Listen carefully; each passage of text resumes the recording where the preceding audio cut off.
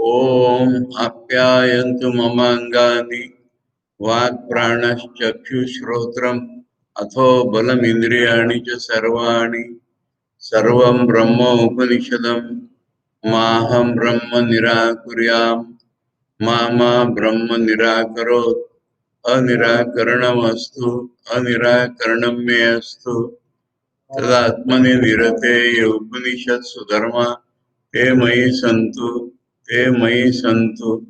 ओम शांति शांति शांति। केनोपनिषद के पहले खंड में से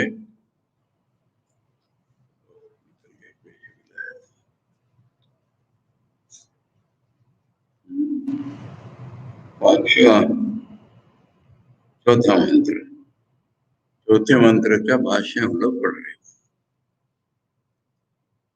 शुरू से एक बार कनेक्शन इसका देखना ही पड़ेगा कि शिष्य ने पूछा है ऐसा क्या है मेरे में देव चैतन्य कि जो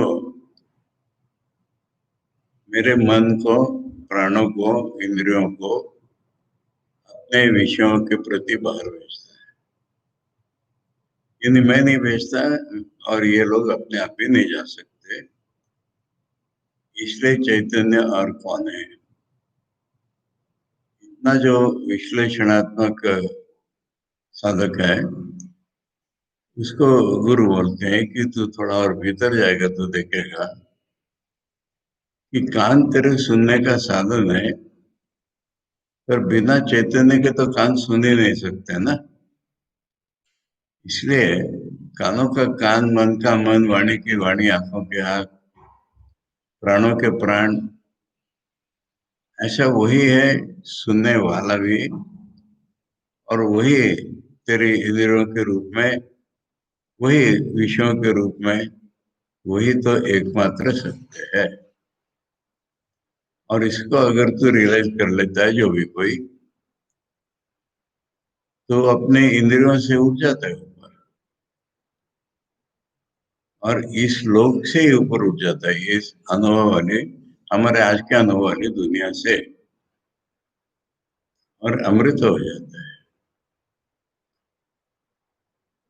अब इसी को दृढ़ करने के लिए, सपोर्ट करने के लिए तीसरे मंत्र में उन्होंने कहा कि वहां तो आंख नहीं पहुंचती, मन नहीं पहुंचता, वाणी नहीं पहुंचती, और कान नाके तो कुछ पहुंचती ही नहीं। तो ऐसा है, इस तरह से हम नहीं जानते उसको, एक ऑब्जेक्ट के रूप में वर्णन करने लायक नहीं है। और तुम्हें कैसे सिखाएं ये भी हम नहीं जानते, क्योंकि ऐसा है, इस रूप में तो बताया नहीं जा सकता। परंतु हम लोगों को जिन्होंने अच्छी तरह ज्ञान करा लिया था, उन्होंने बोला था कि किसी भी ऑब्जेक्ट से वो अलग ही है। और जो ऑब्जेक्ट से विरुद्ध है, इसमें दो प्रकार हम लोग देख रहे थे।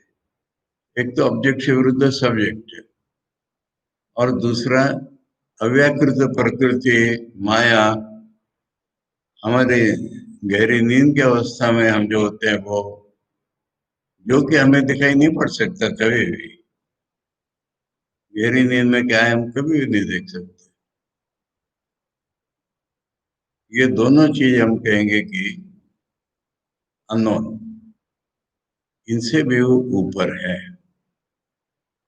हम जिसको सब्जेक्ट कह रहे हैं वो ऑब्जेक्ट के अपोजिशन में ही खड़ा होता है, और इसकी कोई स्थिरता नहीं दुनिया में। जो हमारा सब्जेक्ट हो दूसरे के तो ऑब्जेक्ट हो जाता है, और जो अव्यक्त है वो बाद में व्यक्त हो जाता है, इसी कैटेगरी में आ जाता है। अब इनसे वो ऊपर है। इन सब का अर्थ ये हो रहा है कि ब्रह्म से भिन्न तो कुछ नहीं है, परंतु लक्षण अलग हैं। दुनिया में किसी भी वस्तु के जो लक्षण है उससे ब्रह्म के लक्षण अलग हैं। चाहे दुनिया में ऑब्जेक्ट हो चाहे सब्जेक्ट हो, ऑब्जेक्ट की मूल प्रकृति अवस्था हो, इनसे ब्रह्म के लक्षण अलग ही है। सब्जेक्ट नहीं है ब्रह्म ऑब्जेक्ट के सामने। तो ऐसा उन्होंने हमें सिखा दिया था। आचार्य ने इसका अर्थ निकाला कि न वो छोड़ने लायक है और न कुछ नया लेने लायक है। वो तो हमारा स्वरूप ही है, यही इन सबसे बताया गया। अब ये जो हमारा स्वरूप है, इसके बारे में ये चौथे मंत्र ने शुरू किया कि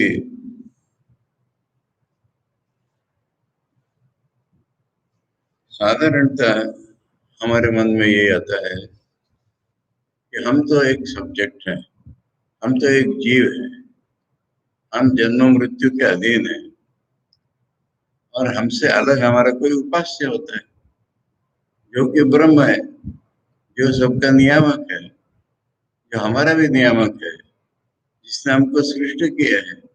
हम उसकी उपासना करते हैं और उपासना करके अगर वो खुश हुआ तो वो हमें अपना बना लेगा। ये सर्वसाधारण की ईश्वर के बारे में, ब्रह्म के बारे में धारणा होती है। परंतु यहाँ पर तो उसको हमारी रियलिटी के रूप में प्रस्तुत किया गया। जो ब्रह्म है या ईश्वर है, वही हमारी आत्मा है, इस रूप में प्रस्तुत किया गया। इसलिए शंका हो जाती कि ये कैसे हो सकता है। इसके लिए उन्होंने ये चौथा मंत्र बोला। हम लोग दोबारा पढ़ते हैं। यद वाचा अनभ्युदितम येन वाक् अभ्युद्यते तदेव ब्रह्म त्वं विद्धि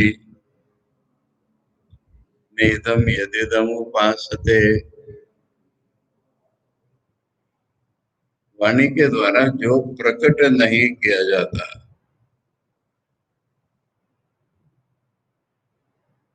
जिससे वाणी प्रकट होती है,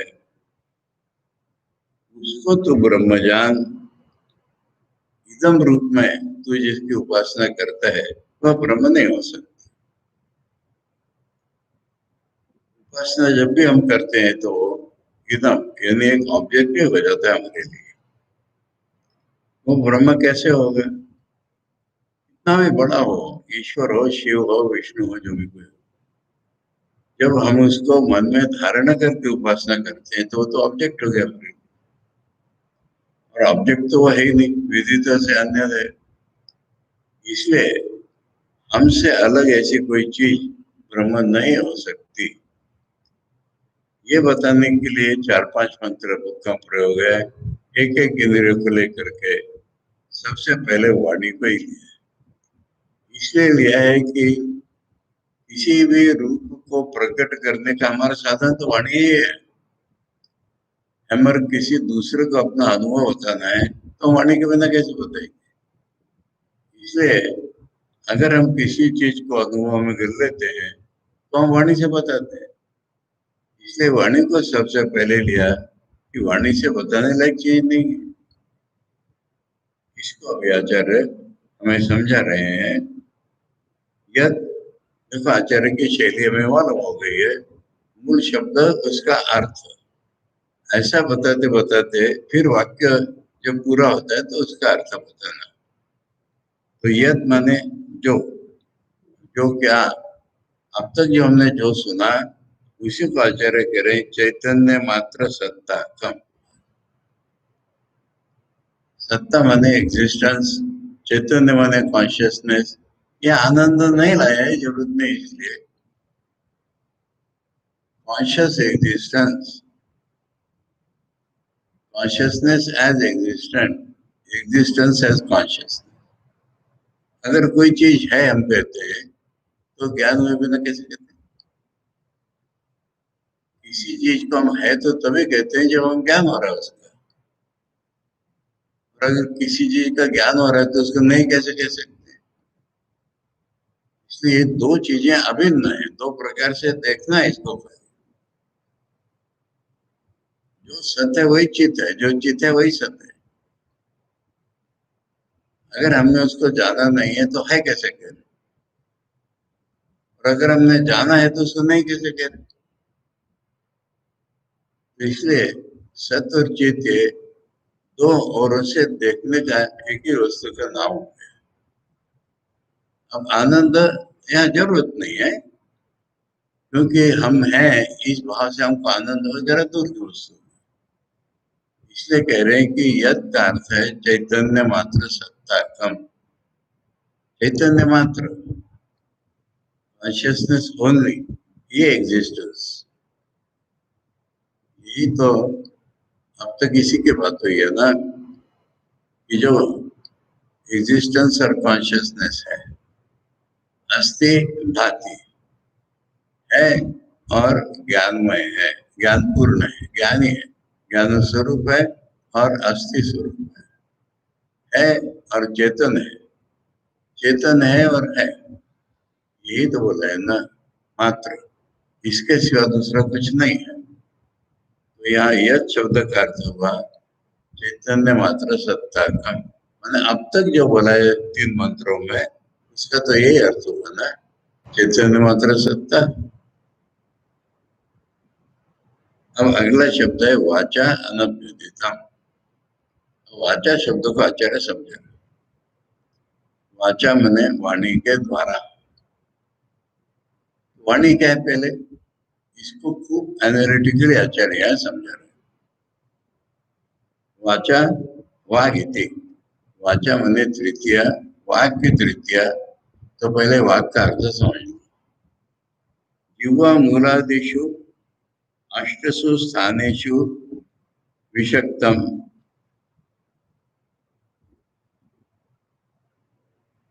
8 स्थान है हमारे साउंड बॉक्स में, जहां से हमारी वाणी उत्पन्न हो। युवा मूल वहां से शुरू होती, फिर उसके ऊपर मूर्धा, तालु, दंत, ओठ, ऐसे। और ये जो 8 स्थान है, 5 तो उसमें स्पर्श है, अच्छे अलग अलग प्रकार, फिर उससे अलग है, बताएंगे धीरे धीरे, अंतस्थ और स्पर्श, स्पर्श, अंतस्थ, ऊष्म,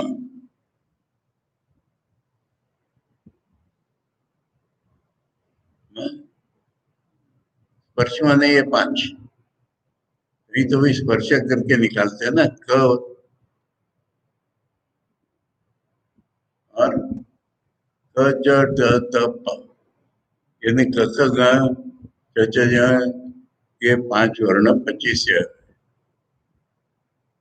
अब अंतस्थ अ अ अ आई, ये सब अंतस्थ हो गए। और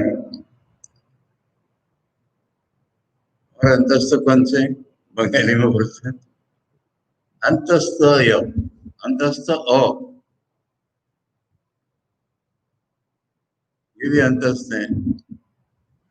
और पुष्म, पुष्म माने श श स, ये पुष्प, वाणी के एनालिसिस करके आचार्य होता है उनको। अब 8 हो गए कि नहीं, स्थान देख लो तुम, एक बचा, तो जीवा मूल हो गया,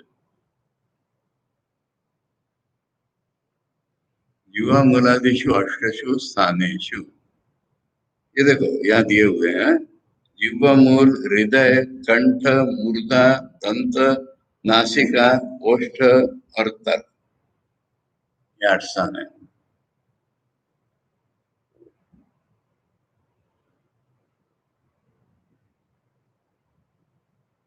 अष्टसु तानेषु विषक्तम आग्नेयम, आग्नेयम माने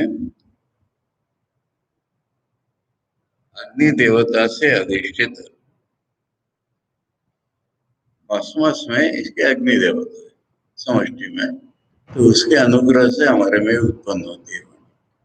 अरे पेट में अन्न नहीं तो वाणी उत्पन्न नहीं होगी ना, वो अग्नि हो, अग्नि से शुरू हुई, ये 8 स्थानों में आई।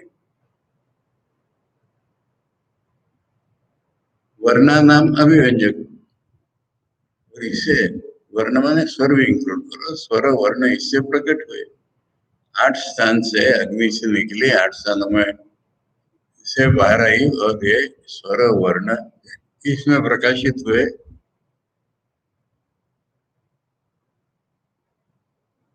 अभिव्यंजक करणम, इसकी जो इंद्रिय है उसका नाम हुआ।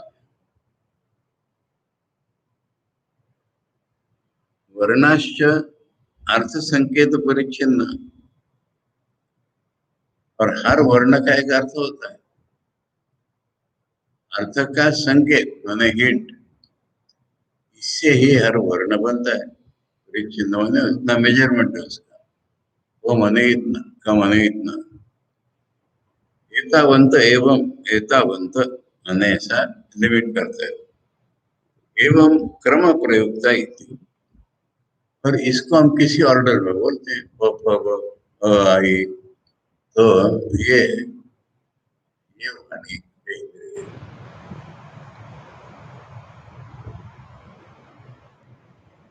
इति माने ये वाक शब्द का अर्थ इतना हुआ। एवं तदपि व्यंग्य शब्द पदम वाग इति उच्यते। अब उससे जो शब्द बाहर निकला, देखो वाक शब्द के दो अर्थ है। वाग हमारी इंद्रिय शक्ति है, और उससे निकला हुआ वर्ण, ये दोनों वाक्य है। वाक हमारी इंद्रिय शक्ति, उससे जो बाहर प्रकट हुआ, ये दोनों मिलकर के वाक्य, इसको वाक कहते हैं।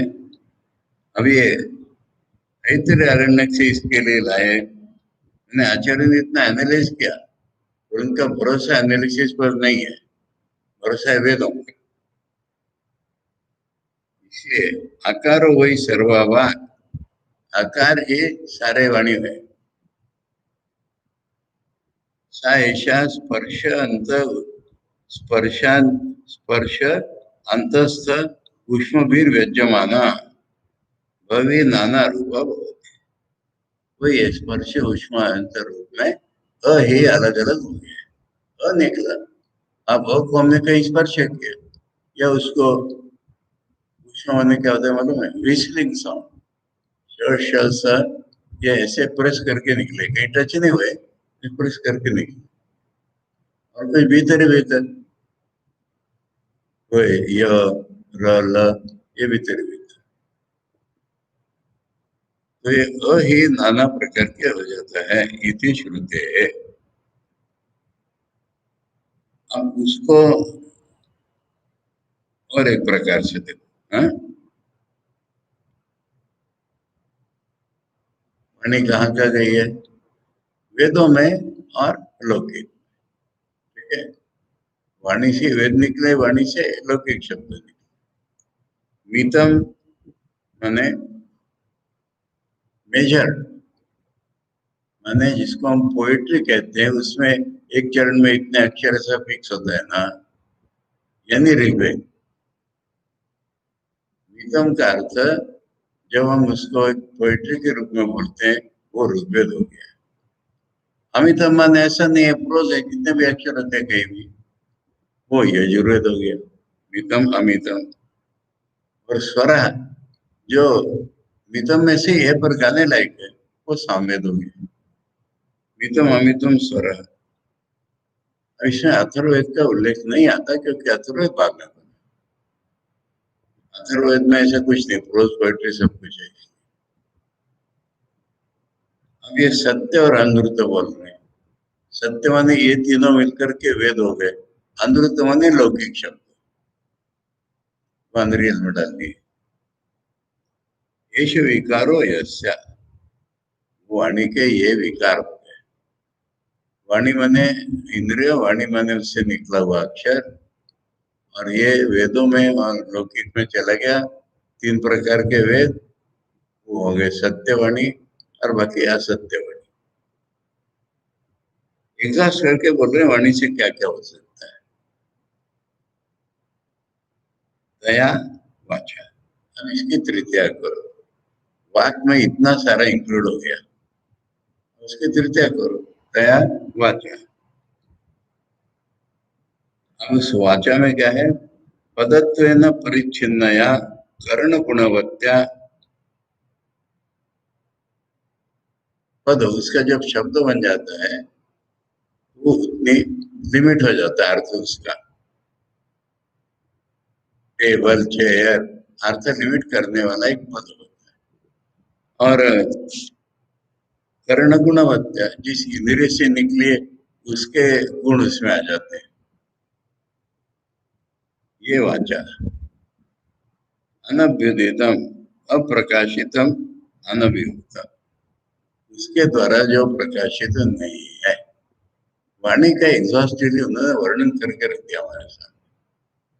ये वाणी और इस वाणी से जो प्रकटित नहीं हुआ। अरे ब्रह्म को भी बता सकते हैं क्या? ब्रह्म को कोई भी नहीं बता सकता। ठाकुर ने क्या बोला तो ईश्वर दशा कर खुश हुए थे। ब्रह्म कभी उच्चिष्ट नहीं हुआ, उनसे निकला ही नहीं अभी किसी के। इतना वर्णन करके आचार्य ने बोला है, इससे ब्रह्म तो निकला ही नहीं। इसे वाणी से वर्णन नहीं हो सकता है तो आचार्य ने इतना ऐसा एग्जॉस्ट ही करके बोला है, इससे कहा उसको प्रकाशित किया।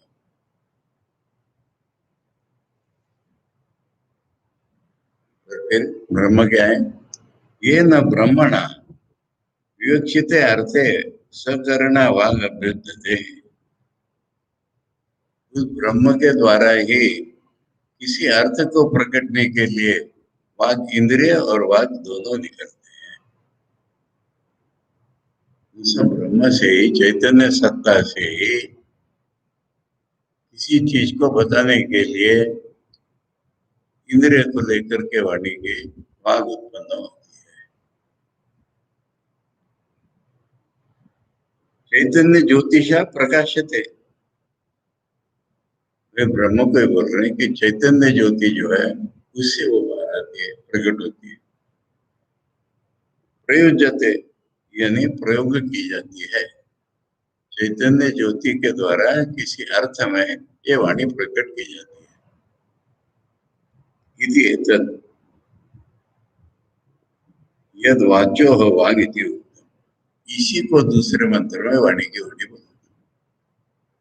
वाणी प्रकट होती है, वाणी से वो प्रकट नहीं होता, पर वाणी जिसके कारण प्रकट हो रही है वो तो वाणी की वाणी बोले था ना।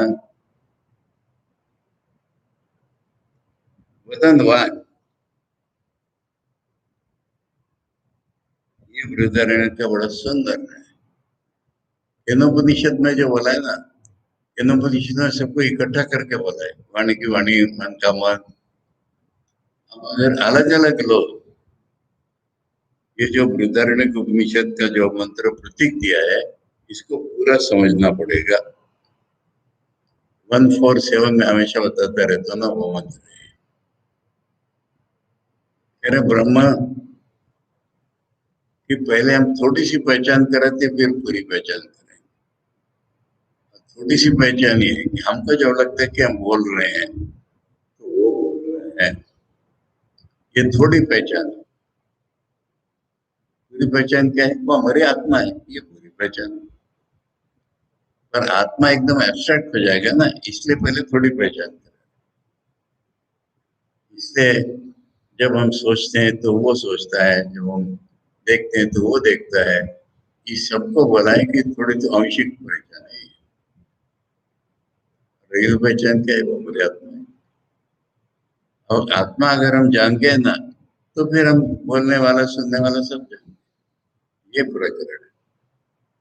उसका ये छोटा प्रतीक दिया है वदन वाक, यानी हमारे बोलते हुए उसको वाक कहा जाता है।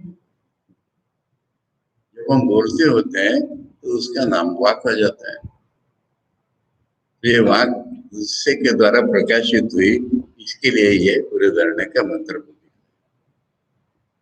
और एक यो वाचम अंतरो यमयति, ये बृहदारण्य के दूसरे इसमें वाणी के अंदर रह करके वाणी का नियमन करता है। वाणी उसका नियमन नहीं करती, वाणी उसको जानती भी नहीं। बृहदारण्य का ये जो है ना, इसका नाम है अंतर्यामी ब्राह्मण। और बड़ा चैंटिंग में बड़ा मनोहर लगता है। पृथ्वी के अंदर रह के पृथ्वी को नियमन करता है, पृथ्वी उसको नहीं जानती, वो पृथ्वी को जानता है। ऐसा एक के बाद वर्ण।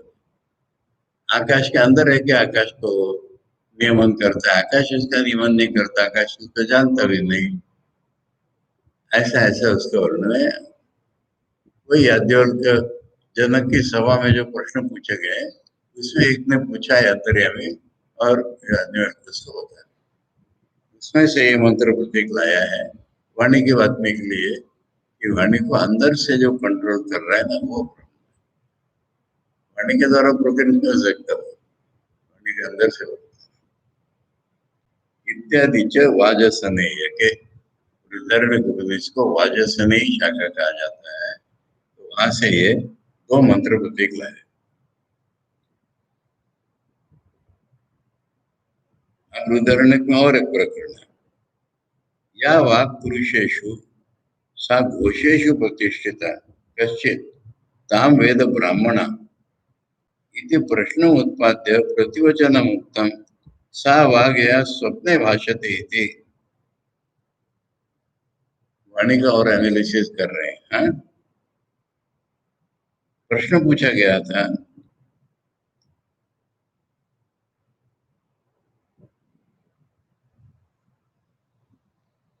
चेतन प्राणियों में जो वाणी है, वाक शक्ति है, वो घोषों से, घोष माने शब्द जो निकले, वर्ण, घोषों से में स्थित है। उसी को ब्रह्मवेत्ता ही जानता है, ऐसा प्रश्न उपस्थित किया गया। वाणी को भीतर से कौन जानता है?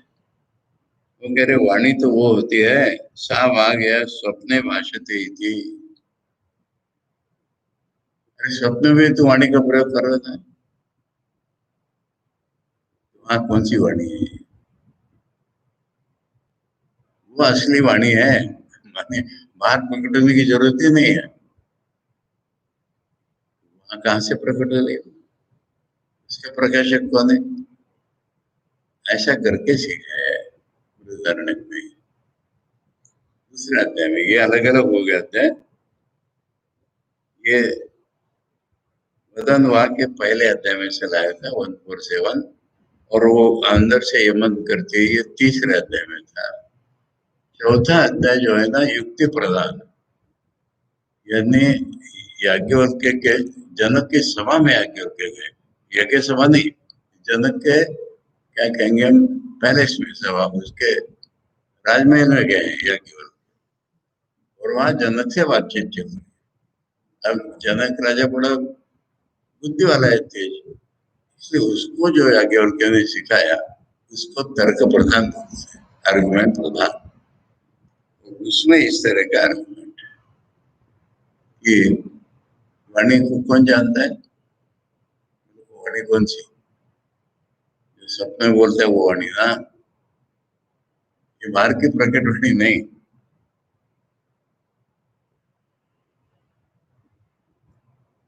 साई वक्तुर वक्तिर नित्या वाक, बोलने वाले की नित्य शक्ति है वो, क्या बोले क्या ना बोले, उसके पास है कि नहीं? सपनों में भी प्रकट होती है ना वो, तो उसकी अपनी है वो शक्ति। चैतन्य ज्योति स्वरूप, वही चैतन्य ज्योति स्वरूप है जो भीतर में प्रकट। नहीं वक्तुर वक्तेर विपरी लोपो विद्यते इति। बोलने वाले की बोलने की शक्ति कभी लुप्त नहीं होती, चाहे वो बोले ना बोले। ये वाणी को जानना है भीतर से। वो ब्रह्म है जिसकी वाक शक्ति कभी लुप्त नहीं होती।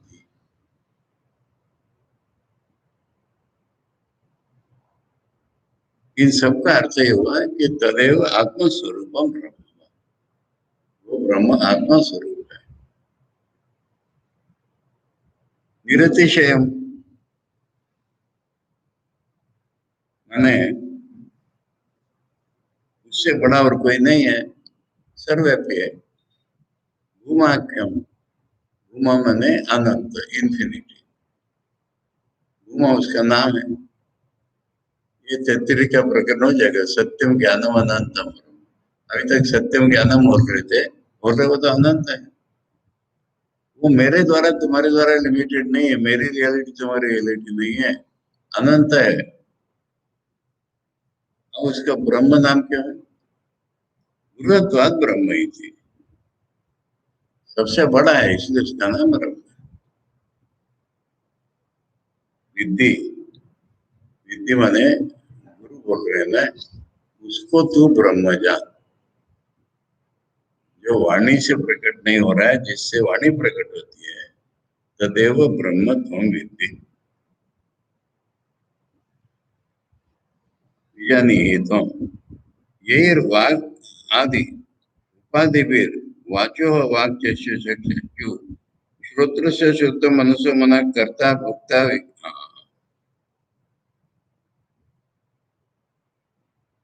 अब उसको हम कैसे जानते हैं?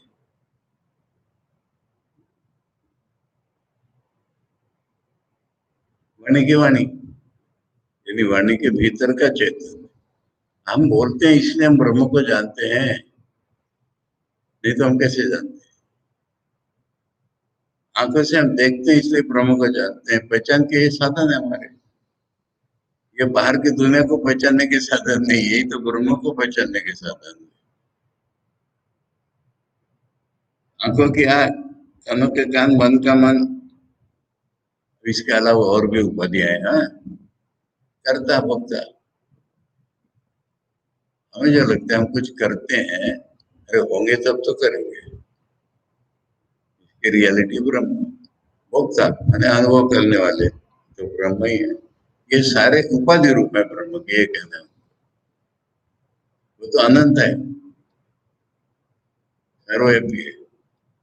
हम जो उसको देख रहे हैं पहचान, ये तो ऐसे देख रहे हैं, कानों के कान, मन के मन, करता, मुक्ता, विज्ञाता, जानने वाले, नियंता, कंट्रोलर, प्रशासिता, ईश्वर के रूप में प्रशासिता, विज्ञानम आनंदम ब्रह्म। वही कौन अब आनंद है, वही विज्ञान है, वही आनंद है, ये ब्रह्म है। ब्रह्म शब्द का एक अर्थ होता है सबसे बड़ा, भीतर का अर्थ ये होता है। ये सबका नाम है ब्रह्म। ये जिसकी उपाधियां है, इतम आदय संव्यवहार, ये हमारे व्यवहार में ब्रह्म ऐसा हमको लग रहा है। ठीक है, असम व्यवहार है, अपने स्वरूप में वो रिलेशन में आएगा ही नहीं। एकमेव अद्वितीय होने के नाते वो किसी रिलेशन में आएगा ही नहीं किसी के। पर हम उसको व्यवहार में ऐसा लगा रहे हैं ब्रह्म को। हम जो भी कर रहे हैं, सोच रहे हैं, देख रहे हैं, वो सब ब्रह्म को ही कर रहे हैं, सोच रहे हैं।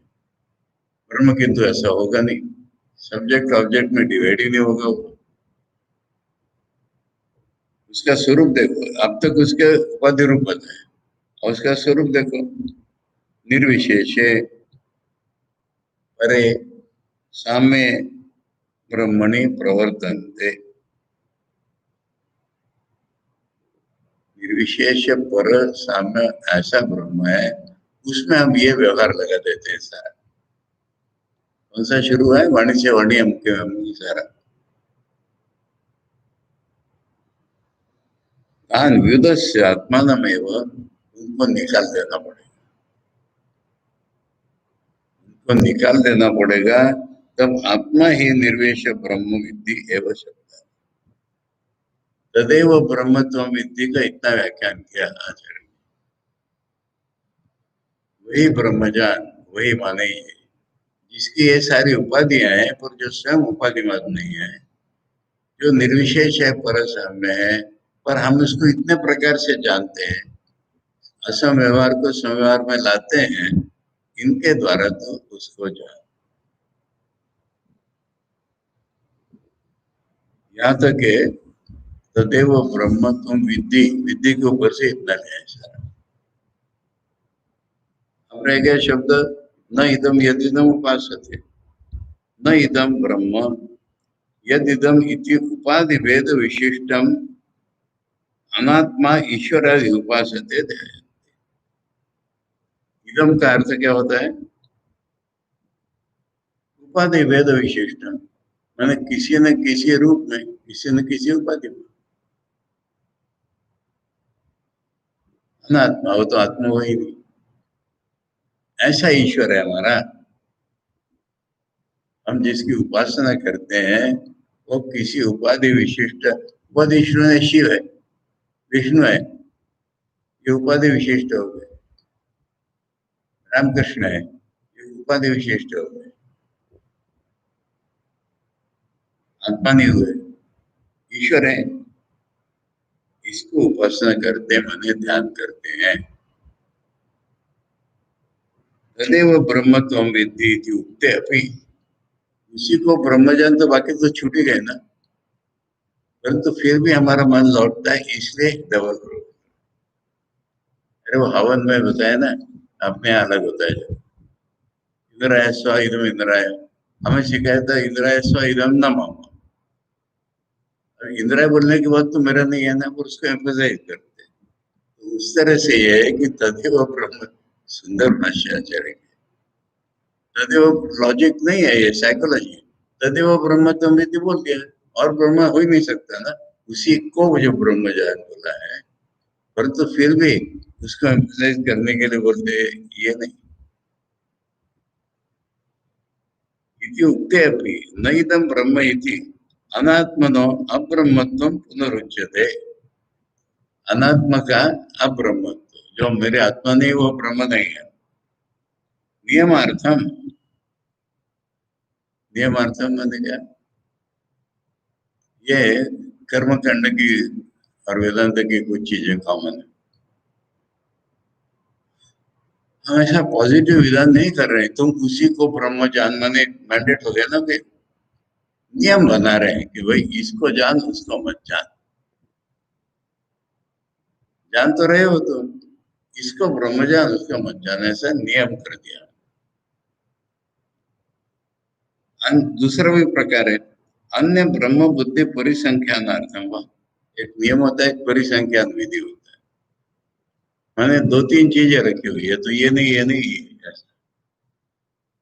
इसलिए अन्य बुद्धि परिसंख्यानार्थ, अन्य ब्रह्म बुद्धि, मैंने अपने से अलग कोई ब्रह्म के बारे में बुद्धि हो रही है हमारे, उसका निवारण करें।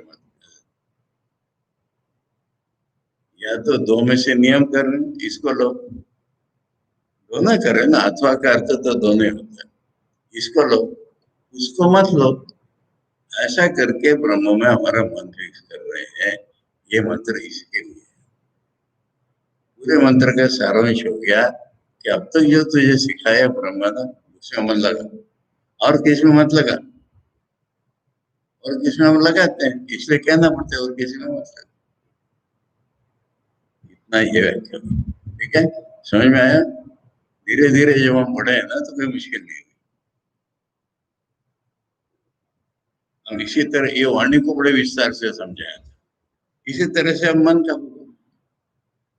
यन मनसा न मनुते येनाहुर्मनोमतं तदेव ब्रह्म त्वं विद्धि नेदम यदिदम उपासते। थोड़ा फर्क कर रहे हैं, वाणी के द्वारा जो प्रकट नहीं होता, पर जो वाणी को प्रकट करता है, ठीक है। अब यहाँ पर क्या कह रहे हैं, मन जिसको नहीं सोच सकता, जिसके द्वारा मन को सोचा है हमने, मन है हमारा, कैसे मालूम हमको ब्रह्म है, इसलिए मन है मालूम है। इसलिए मन को हमने सोचा पहले, मन से सोचेंगे दुनिया को सोचेंगे, अरे ये हमारा मन है, कैसे सोचेंगे हम ब्रह्म है, इसलिए इसको मन सोचेंगे। यहाँ प्रकट करने का सवाल नहीं है ना, सोचने का सवाल है। मन से सारी दुनिया को सोच लेंगे, ब्रह्म को मन कैसे सोचेगा। ब्रह्म मन को सोच लेगा कि हाँ ये मेरा मन है, इसी को ब्रह्म जान, जो मन को सोच लेता है उसको नेदम यदिदम उपास। आचार्य कर यह मनुष्य न मनुते, मन को समझा रहे, मन चीज क्या है।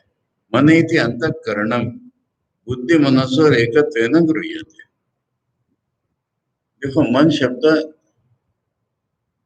दो अर्थों में प्रयोग किया जाता है। एक तो मन बुद्धि चित्त अहंकार में से एक फंक्शन बना है संकल्प विकल्प करने वाला। और ये पूरे इंस्ट्रूमेंट को मन कहते हैं ना।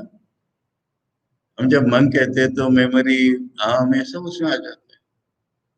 तो इसलिए यहाँ पर कह रहे हैं मन इति अंतःकरण भीतरी इंद्रिय बस। बोले बुद्धि अलग नहीं, बोले बुद्धि मनस्वर एकत्व है ना ध्रुवीय। बुद्धि चित्त अहंकार सब इसमें इंक्लूड हो गया है। ऐसा मन मनुते अने नहीं थी मना। मन को समझा रहे हैं ना, जो सोचता है वो मन। अब ये क्या चीज है? सर्व करण साधारणम, यानी हम देखते हैं। मन नहीं होगा तो देख भी नहीं सकते, मन नहीं होगा तो सुन नहीं सकते। तो सारे इंद्रियों में कॉमन है वो। उसे सोचते हैं एक बार, मन से खाली सोचते नहीं। मन से सारी इंद्रियों को हम कोऑर्डिनेट करते हैं। पहले तो मन की उपस्थिति के बिना इंद्रिय देख नहीं सकती। आंख ने देखा, कान ने सुना, इन सबको मन ने कोऑर्डिनेट किया, एक करके हमारे सामने प्रस्तुत किया। मन क्या क्या करता है बता रहे हैं? ऐसा मन ब्रह्म को नहीं सोच सकता है क्या? सर्व विषय व्यापक, यानी आंख हमारी खाली रूप देख सकती है, कान खाली शब्द सुन सकते हैं, मन सब कुछ कर सकता है। एक एक इंद्रिय के मार्फत से मन सारे विषयों में व्याप्त है। तो सारे विषयों में व्याप्त है, कोऑर्डिनेट करता है, सोचता है, ये सारा मन है हमारा। मन खाली सोच नहीं रहा है, मन इंद्रियों के विषयों को कोऑर्डिनेट कर रहा है। मन सब कुछ देख रहा है, जान रहा है, ये मन है।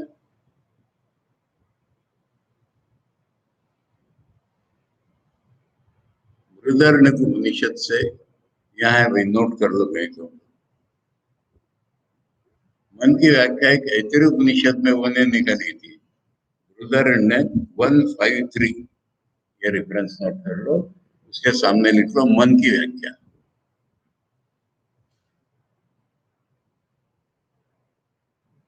हाँ?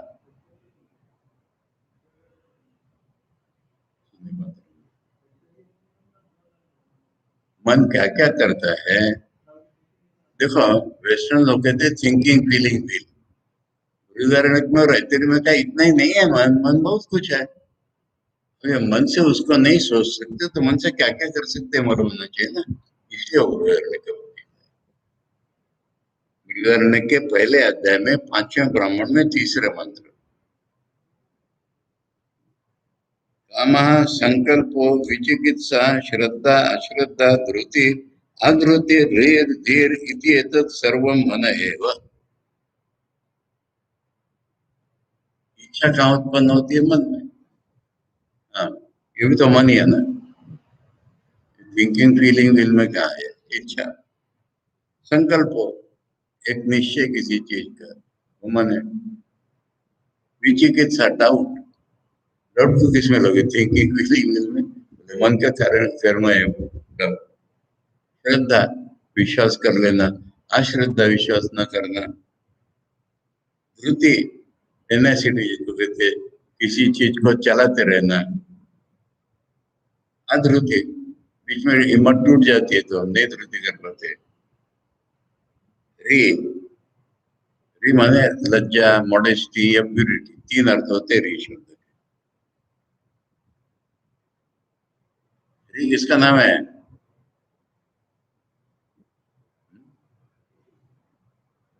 बताओ जी, री किसका नाम?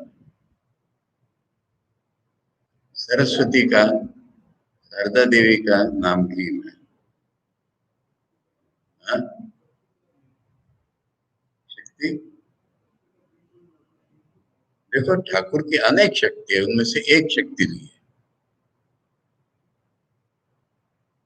आजकल एक ही बीज लगा के दिया जा रहा है, क्लीम रीम, अनेक बीज लेकर के मंत्र दिए जाते थे पहले। इसलिए में रीम का अर्थ होता है, रीम किस चीज का बीज है। अगर इसको हम रूपों में देखेंगे तो सरस्वती का नाम है या हमारी माँ शारदा का नाम है। और गुणवाचक देखेंगे तो पवित्रता, लज्जा, इसका नाम है।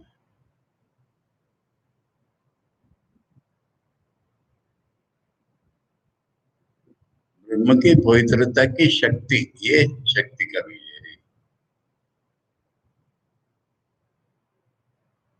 यूनिटी का फॉर्म। इसका दूसरा रूप है लज्जा, मॉडेस्टी। अपने आप को ऐसे खुले बदन नहीं घूमना, ढक लेना, ये मॉडेस्टी।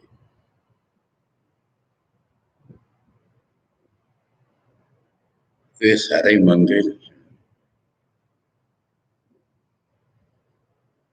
ये तो सर्व मन है, वो ये सारा मन ही है, ये मन की व्याख्या है। थिंकिंग, फीलिंग, विलिंग से ज्यादा व्यापक हो गई है। ऐसे है तेरे उपनिषद में भी है।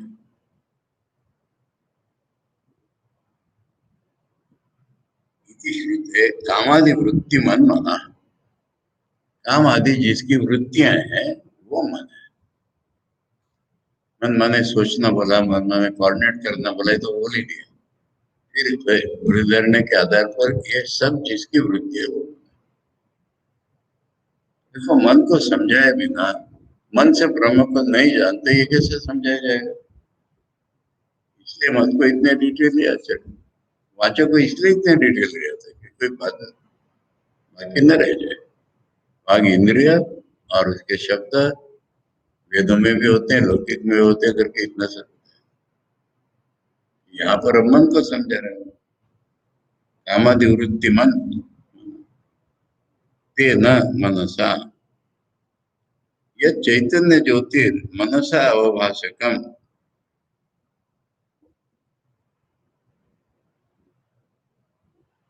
अरे मन को प्रकाशित करने वाली है, मन को सामर्थ्य करने, इतना सब मन कैसे करता है? चैतन्य है इसलिए करता है ना। चैतन्य उसमें नहीं होता तो कैसे फंक्शन करता है?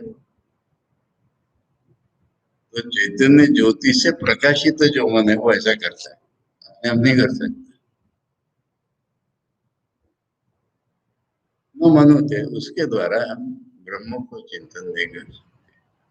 न संकल्प यदि, संकल्प भी नहीं कर सकते, कल्पना न निश्चय होती, बुद्धि का जो फंक्शन है निश्चय कर लेना, ये भी नहीं कर सकते।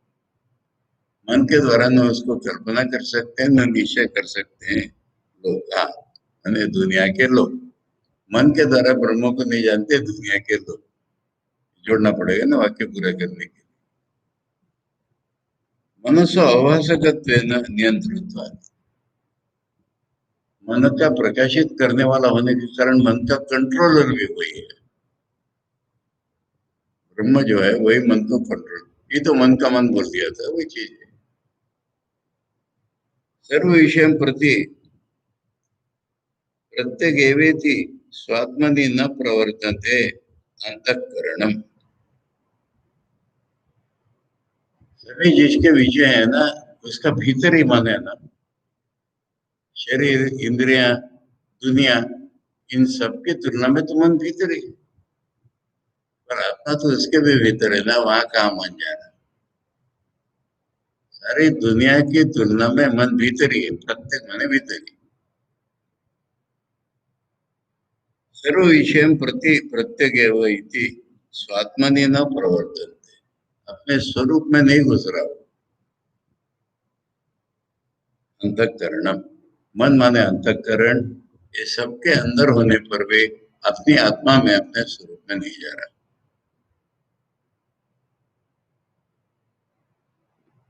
अंतस्थे नहीं चैतन्य ज्योतिषा अवसित मनसो मनन सामर्थ्यम। चैतन्य ज्योति से मन को मनन का सामर्थ्य मिलता है। ये न सवृत्तिकम मनो, यानी मन के जितने फंक्शन है उनके साथ मन जो है, ये न ब्रह्मण मतम विषय कृतम व्याप्तम, उससे मन को सोच सकते माने मन उसका विषय हो गया। अब विषय माने विषय और विषय ऐसा नहीं हुआ, ब्रह्म उसमें भर गया, व्याप्त। मन ने उसको, ब्रह्म ने मन को व्याप्त कर लिया, ये उसका विषय हो रहा है।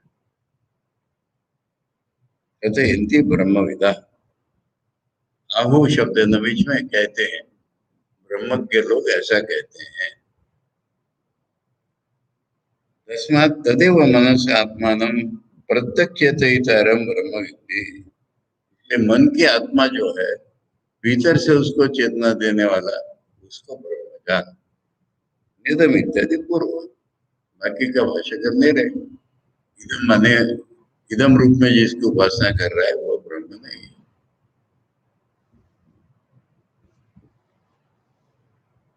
यह चक्षुषा न पश्यति, ये न चक्षुषि पश्यति, तदेव ब्रह्मत्वं विद्धि, नेदम यदिदम उपासते। आंखों से जिसको नहीं देखते, जिसके होने से आंखें देखती हैं, वही ब्रह्म है तू जान ले। इदम रूप में जिसकी उपासना कर रहा है वो ब्रह्म नहीं है। ये चक्षुषा न पश्यति न विषय करोति, अंतःकरण वृत्ति संयुक्त न लोका। आंखों से देखते जब मन उसमें लगा रहता है तब अंतःकरण वृत्ति के साथ आंख जो है वो देख लेती है। ये न चक्षुषी अंतःकरण वृत्ति भेद भिन्ना चक्षु वृत्ति ही। मन की एक वृत्ति का नाम ही तो आंख हो गया, इसलिए अंतःकरण की अलग अलग वृत्तियों में से एक वृत्ति। पश्यति चैतन्य आत्मा ज्योतिषा विषय करोति, वो भी चैतन्य आत्मा की ज्योति से ही किसी को विषय बनाती है, व्याप्त होती, किसी को विषय बनाती है माने उसमें व्याप्त हो जाती है। तदेव इत्यादि। अब इसमें तदेव से लगा करके पूरा पहले हो चुका है। यह श्रोत्रेण न शृणोति, ये न श्रोत्रमिदं श्रुतम, तदेव ब्रह्मत्वं विद्धि, नेदम यदिदम उपासते। कानों से जिसको नहीं सुना जाता, जिससे कान सुने जाते हैं, कान का फंक्शन है उसी से पता चलता है ना हमको, उसको ही ब्रह्म जान। इदम रूप में उपासना करते हो ब्रह्म नहीं है। यह श्रोत्रेण न शृणोति, आचार्य कह रहे दिक देवता दीक्षित न आकाश कार्येण मनोवृत्ति संयुक्त न विषय करोति लोग। कान क्या है? आकाश उसकी देवता है, आकाश देवता से अनुग्रहित होकर के कान काम करता है। वह दिक देवता है, कानों की देवता दिशा है, आकाश उसका विषय है, माने शब्द का विषय। मनोवृत्ति से संयुक्त ये कान हमारा फंक्शन। दिक देवता से अधिष्ठित होकर के आकाश का जो गुण है शब्द वो सुन लेता है कान, मन जब उसमें संयुक्त होगा तब विषय करो, ये उन्नति का विषय। ये न श्रोत्रम इदम श्रुतम यद प्रसिद्धम चैतन्य आत्मा ज्योतिषा विषय कृतम, जिसे कान ही सुने जाते हैं, चैतन्य ज्योति से विषय किया जाता है, वो ब्रह्म इत्यादि पूर्व। यद प्राणेन न प्राणिति, ये न प्राण प्रणीयते, तदेव ब्रह्मत्वं विद्धि, नेदम यदिदम उपासते। अब यहाँ पर प्राण में मुख्य प्राण नहीं लिखा हुआ, और आग का नाक के बाद आया है, तो इसका अर्थ नाक लेना पड़ेगा, सूंघना। कॉन्टेक्स्ट के अनुसार अर्थ बदल जाएगा। इसमें प्रथम प्राण बोला था तो हमें प्राण बोलती थी, और यहाँ ऐसा नहीं बोल रहे कुछ। तो यह प्राणी न प्राणिति माने नाक के द्वारा जो सूंघा नहीं जा सकता, ये न प्राण प्रणीयते, जिसके द्वारा नाक सूंघती है वो ब्रह्म है। इदम रूप से उपासना करने वाला ब्रह्म नहीं है। यद आचार्य कह यद प्राणे न घ्राणे न पार्थिव न, पार्थिव न माने जड़ द्रव्य, नासिका पुटांतर अवस्थित है ना, हमारे नाक के अंदर जो पड़ा रहता है वो अंतःकरण प्राण वृत्तिभ्याम सहित है ना। मन तो होना ही चाहिए, और ये श्वास निकलता है बढ़ता है तभी तो सूंघते ना। तो प्राणवृत्ति और अंतःकरण वृत्ति दोनों से संयुक्त नाक के अंदर की इंद्रिय, ऐसा ग्रहण का वर्णन। यच्च प्रणीति गंधवत न विषय करोति। भगवान को कैसे सुन सकते हैं? ये न चैतन्य आत्म ज्योतिषा अभाष्यत्वेन स्वेशम प्रति प्राणा प्रणीयते। इसलिए चैतन्य आत्म ज्योति उसको सूंघ लेती है। तदेव इत्यादि सर्वम समान। पहला अध्याय पूरा हो गया। इसका निष्कर्ष क्या है क्या देखना पड़ेगा और वहां से प्रोसीड करना पड़ेगा। अभी ब्रह्म प्राप्त नहीं हुआ है इतना बता देते। ओम आप्यायन्तु ममांगानि वाक् प्राणश्चक्षुश्रोत्रम् अतो बलम् इंद्रियाणि च सर्वाणि सर्वं ब्रह्मोपनिषदं माहं ब्रह्म निराकुर्याम् मा ब्रह्म निराकरोत् अनिराकरणमस्तु अनिराकरणं मे अस्तु तदात्मनि निरतेय उपनिषत्सु धर्मा ते मयि सन्तु ते मयि सन्तु। ओम शांति शांति शांति। हरि ओम तत्सत। श्री